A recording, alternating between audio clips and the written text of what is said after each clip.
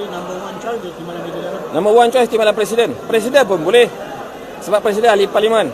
Tapi kalau mengikut kecerdasan tu, mungkin timbalan presiden lah. Tergamak kau Afnan, Ketua Pemuda PAS. Sanggup kau gelarkan presiden kau ni kurang kecerdasan? Kurang ajar kau ni.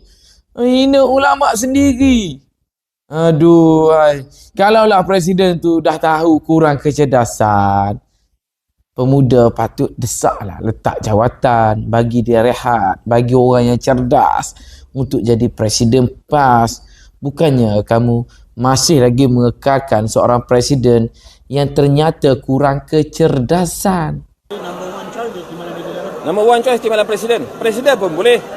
Sebab presiden ahli parlimen. Tapi kalau mengikut kecerdasan tu, mungkin timbalan presiden lah.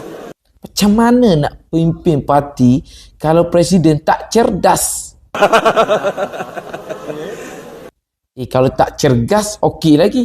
Tak cerdas, makna katanya lebih kurang sepupu kepada tak cerdik tu, kan?